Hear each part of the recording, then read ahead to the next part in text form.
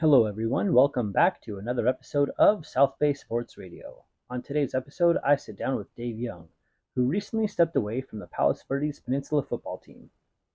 Dave and I talked about what football meant to him growing up, his time at Mary Star and Washington State, transitioning from football to rugby, his start in coaching, and his mentors, including their impact on him, a pair of exciting games, including the 2014 CIF Championship between Palos Verdes and Ventura, taking over a Peninsula, and why he's stepping away from coaching. Let's tune in.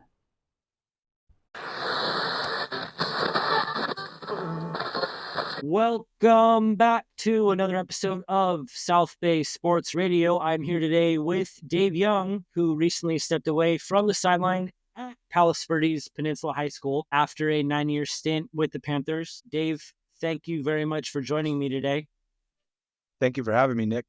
Of course. We will get into why Dave stepped away from Peninsula a bit later, but first, I want to hear about your beginnings in the beautiful sport of football. Well, it starts as a player. I think most coaches start with that playing experience of some kind, whether it's street football, which we used to play a lot of when I was younger. And growing up at Holy Trinity, we've had flag football, and that was a huge piece to my life because my first coaches there, Jim Witt and his brother John Witt, were huge influences on me as a player, but then as a coach later. I didn't know that till I started coaching, but that was something that kind of influenced me. And then through those years, going to Mary Star, getting an opportunity to play for Mary Star for 4 years was something that I looked forward to. And I loved football beyond anything else. It was my favorite sport, although I played 3 sports in high school, baseball and basketball. But football was the number one, and the dream of play in college was truly a dream. And walking on for a semester at Washington State and being cut in the spring was a gratifying, humbling experience. And at the same time, something that I was glad I did because I was able to say I gave it my best, and it didn't work out, I would say, in that regard. And I found a different path with it. But turning it all around back to coaching, I got to be back into it for 25 seasons and sure had a great time. And we're going to get into all that about you going to Washington State, about you picking up another sport. But you attend high school at Mary Star. What would best describe your time there from both the athletic and the academic standpoint? Well, Mary Star, when I was there were 256 kids at the school. 63 kids graduated my senior class. That's co-ed, of course. It was academically not that hard, but I'll be honest, I wish I would have tried a lot harder, as easy as it was. I still was able to get good enough grades to go to college and qualify and whatnot, but the academics is what I wasn't there for, I'll be honest. I loved the athletics. I'd always looked up to Mary Star athletics because my sister, 7 years older than me, had gone there, and I had seen her play girls athletics, but also the boys basketball, baseball, and football. So I had always looked to that. And when I got a chance to play at Mary Star, I thought it was a pretty special experience. And for the 4 years that I had there, it was definitely something that I look back on now. And my best friends came from it. A lot of my coaching philosophy and principle came from it. You know, there's not a lot of negativity I could say that came from my experience at Mary Star. And playing baseball at Fromhold Field, you know, that's got to be one of the best views in California, if I say so myself, even playing there once while I was at Bishop Montgomery. Yeah, and you get a nice high fastball you can put in a wind-aided left field short porch. It's a great place to play. Tough, you know, in the playoffs. I remember playing there a few times. Our coaches wanted to move the games because balls would fly out of that place. But when I got an opportunity to coach football at Mary Star as well, that was our practice field. And there were some challenges to practicing in right field and left field and kind of having to turn a corner and kick field goals. But still an overall cool experience and great practice field. You walk on at Washington State. What drew you to Pullman, Washington? Well, I don't honestly have an answer for what drew me there. I'll be honest in the fact that it was a Pac-10 school. They played pretty good football and they accepted me. And, you know, I wasn't a diehard Cougar fan. I was a UCLA fan growing up my whole life. So Pullman was somewhere I had no idea where it was till I went to student orientation in June. And when I went there, I really was like, well, this is somewhere I think I could go to school and be successful and have a good time while, you know, not getting in too much trouble, because there is nothing around Pullman. If you've ever been there, Nick, it's surrounded by fields you got a couple towns pretty close to it, Moscow a few miles away, and then Colfax, and then Spokane's your nearest city 72 miles away. So it was a great change of pace for me coming out of San Pedro. And I was the first in my family to go to college. So I was ready to accept the challenge. And Washington State for me was that challenge. Now, you talked about getting cut after one semester on the football team. But then you played rugby for 3 years. How did you get started playing rugby? And how would you describe the sport to someone unfamiliar with rugby? Well, the transition from football was pretty simple. I got cut after the winter conditioning section, and that was right leading up to spring football. And so I was kind of in a fog, and my roommates kind of were like, well, what are you going to do now? You've trained all this time. You might as well put yourself back to work. And I tried rugby, and on the way, I believe it was on the way back to the summer, I had just gone to a few practices and thought it was pretty cool. And after the summer, we came back to Pullman in August. I went back out with the same group of guys and actually fell in love with it pretty quickly because similar to football, obviously it's physical and there's some ball skill involvement. There's the up and down nonstop part of it, which I like a lot better than having to stop and huddle and, break down play by play, where rugby was just constantly going. So it was something I fell into, and not having any experience at all in my sophomore year, I played on what they called the B side, which is equal to a JV team. And we'd play after the varsity games, and I'd get called up to play some varsity here and there. And I was good at carrying the ball, and I had good ability to handle the ball skills by passing and catching. So I naturally fell into it pretty easily. I had to learn the rules because I had no idea. Rugby, you have to let the ball go, not like football. And if you don't let the ball go, they give you the boots, as they say, and they just kind of step on you. So the transition was pretty easy as long as I learned the rules. We had some really good coaching we had some international players that were unbelievable, some great athletes. And then we had some great walk-on coaches that kind of filled in as student coaches that had experienced older men. And they were great role models for us. And at the same time, great teachers for me, someone who had never played. After Washington State, you begin coaching at Mary Star in 98. There's a 10-year stint at PV before taking the head coaching job at Penn in 2016. What drew you to coaching? Well, I will be honest with you that my earliest thoughts of coaching were probably early in elementary school, where I would draw plays for football or basketball. And I used to draft baseball drafts, lay out every card I had and do that type of stuff, and even play Stratomatic and, all that type of games as I was younger. And it was something I loved.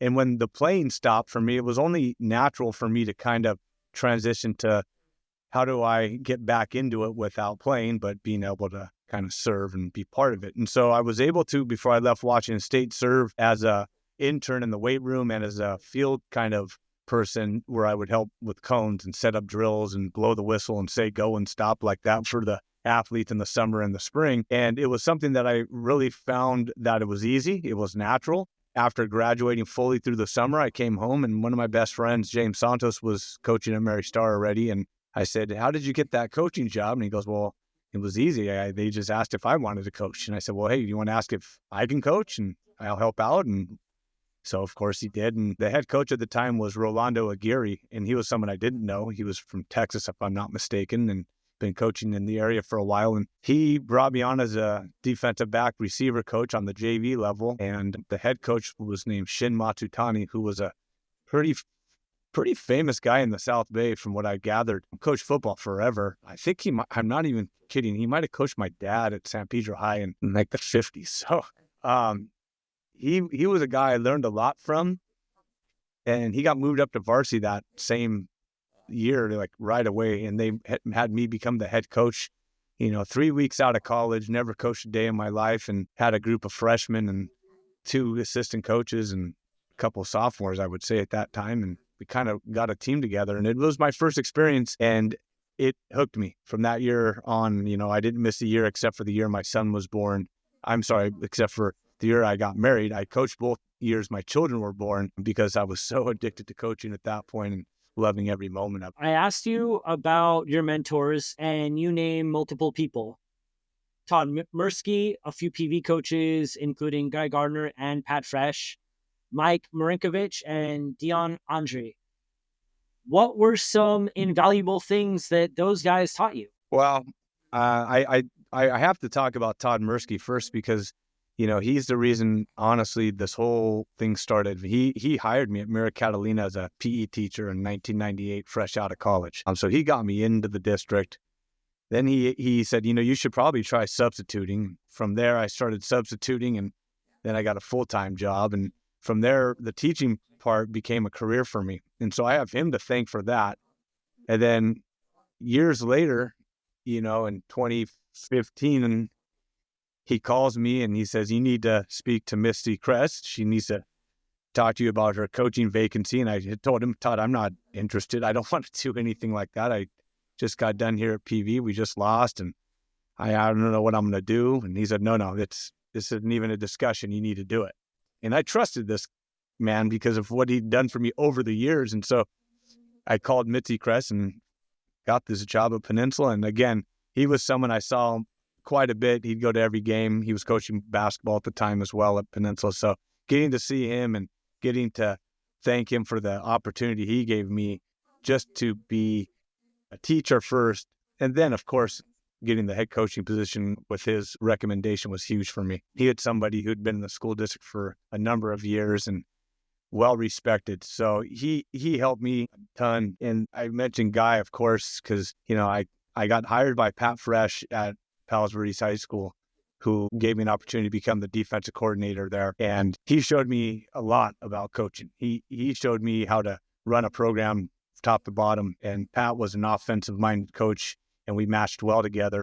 The time with him was invaluable because there was a lot of football I learned from him. When Guy came, it was just another step up in the football world for me. He had so much experience that I was looking to gain. He had to offer me. And it was from the day-to-day operations of how we ran things, how we had meetings with players, how he talked to assistant coaches, how he put practice plans together. And then at the end of the day, it's how he worked. Guy Gardner doesn't get the results he gets because he doesn't work hard. He works harder than anybody I know. And I took that as something that, I knew you as a coach, you had to give up a lot of time and you sacrificed, but it was on a different level with him. And that was something that I carried and put forth at Peninsula. And, our results were good because of that.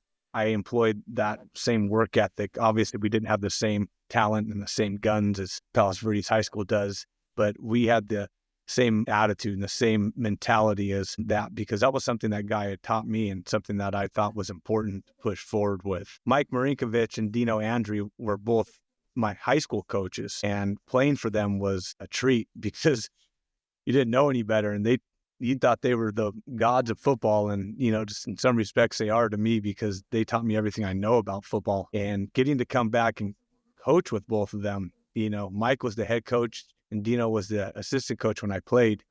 When I came back, Dino was the head coach and Mike was the assistant coach. So getting to turn it around and then be a part of the staff and learn from those two guys, and Joe Radisich would be there as well and have some time with him.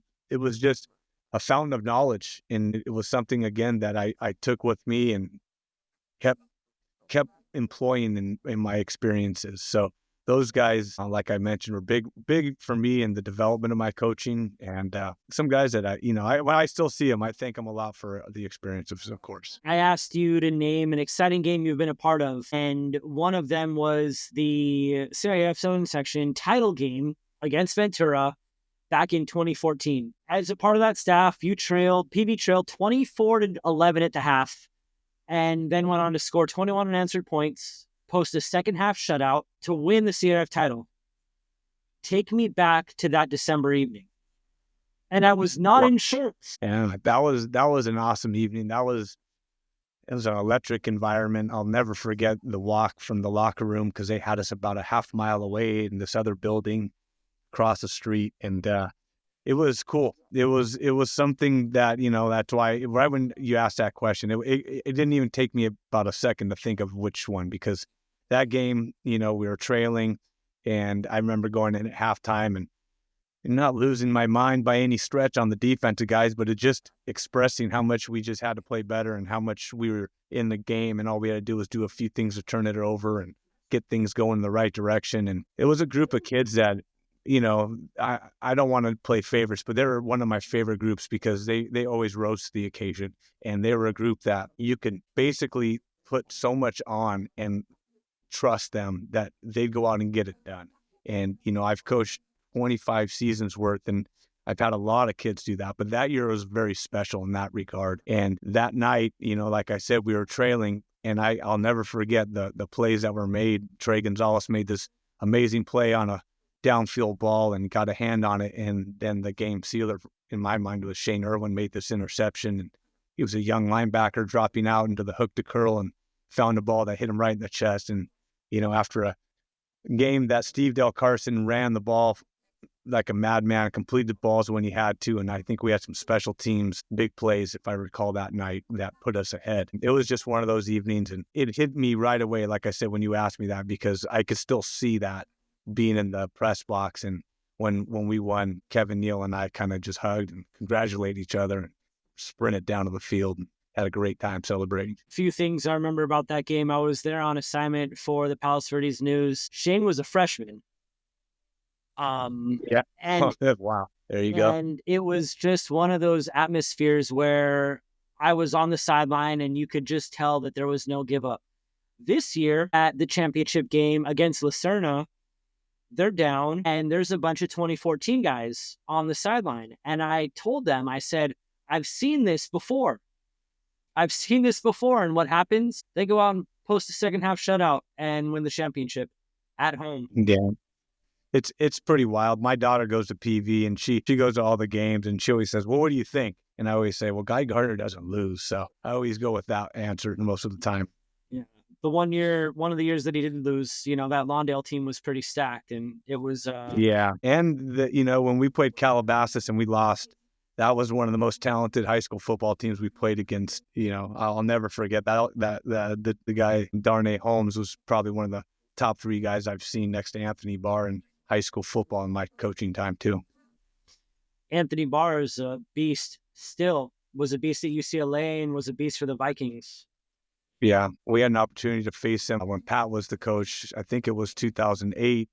We played Loyola, and he exploded for, I think, 230-something yards on us, but it was pretty impressive. The second of those 2 games you mentioned was a 2023 meeting between Peninsula and South Torrance in September 2023. And Peninsula wins that game in overtime on a 47-yard field goal. Take me back to that game. Wow. That night was another one. I'll just remember the kick off Hudson's foot when I heard it thump and I watched it sail. Something like came over me. I was like jumping up and down. I ran out on the field, and I got lucky that I didn't get in the dog pile. But that night, it was another South Torrance game. And we had been playing these games with South Torrance that go down to the wire the 2 years in a row there. We had pulled off a miracle the year before, and we were in a back and forth with these guys, and neither team could really pull ahead. And once somebody did, the other team kind of nullified it and put them where they had to. And it was a physical game.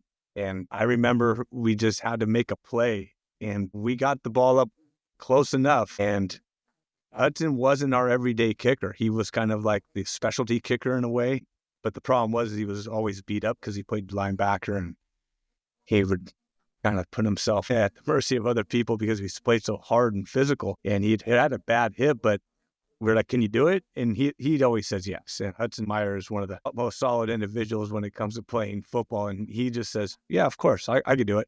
So we rolled it out and, snap down, kicks up, and that thing sailed. And it might have been good from like 55. And you always wonder at South because that wind blows. And that was would have been into the wind shot going at that goalpost. But yeah, it was wild. And just the energy after that game and the emotion that came over the boys, it was one of those seasons where we needed that win. And that was a moment that it paid off. It's like, this is why you do what you do. It's why we work as hard as we do and why we practice special teams to a point where, you might be exhausted, but there's a reason.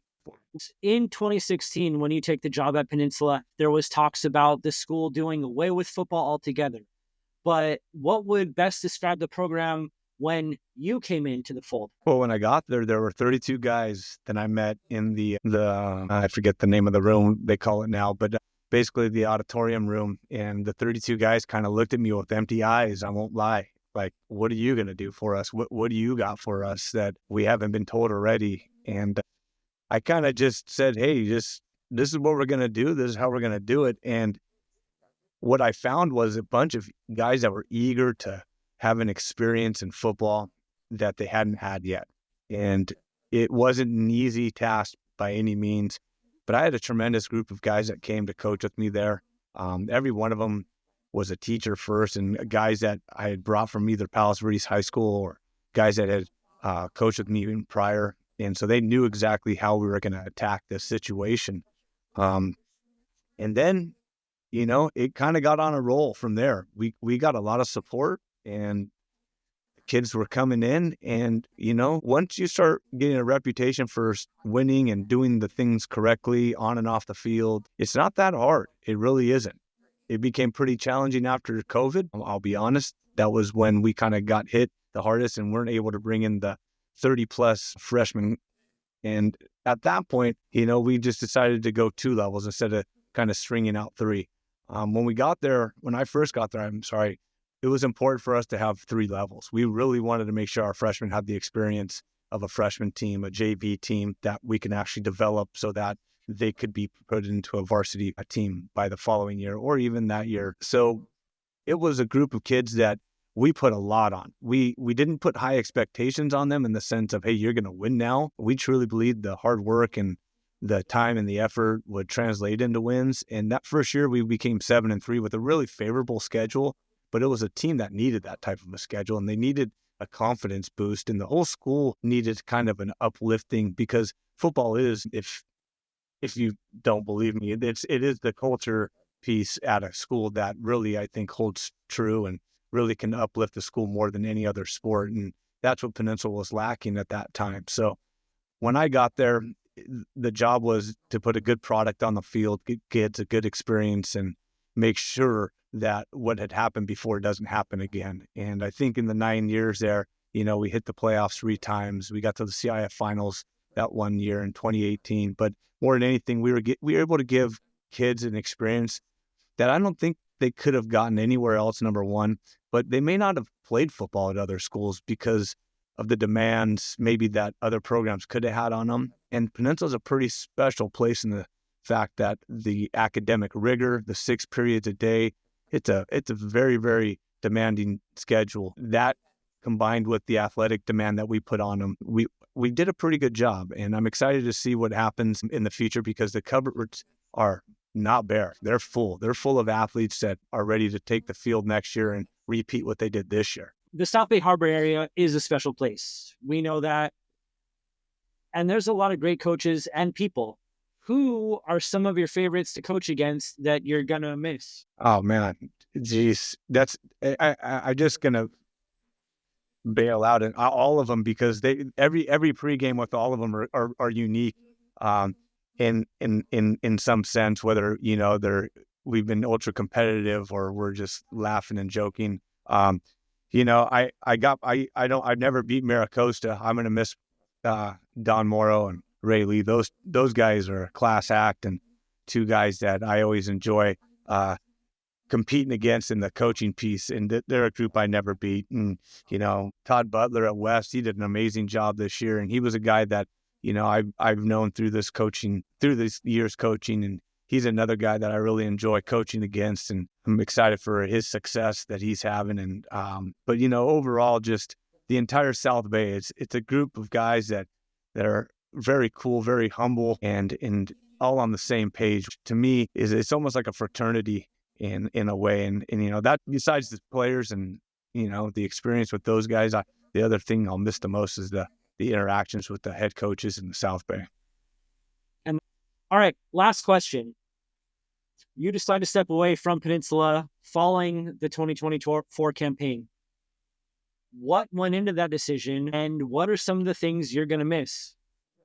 Well, mainly, the number one thing is time. I need to do some other things that I've been neglecting over the years. And I have a daughter who's a sophomore at Palos Verdes High School, and I've seen 2 of her high school volleyball games in 2 years because they do run the same season as football. And I don't think that's fair. And I can always come back and coach. I can't always watch her play volleyball in high school. So that was one of my biggest pieces. I've been fortunate to coach my son. He is a senior this year, and I've coached him his whole entire football career and have been there every day and have had an opportunity to enjoy that. So my biggest pull away was taking time for my daughter and my family. My wife deserves a little bit more time than she's gotten, that's for sure. We haven't done nearly the things that we could have if I didn't have a football program under my belt for the last 9 seasons. And just looking at it from all the time I've put in, I think taking some time off will recharge me and give me a different outlook. And, if I really, really, truly want to coach, I think I'll miss it so much. I'll have to get back in. But right now I want to make sure I take care of the things I've been neglecting.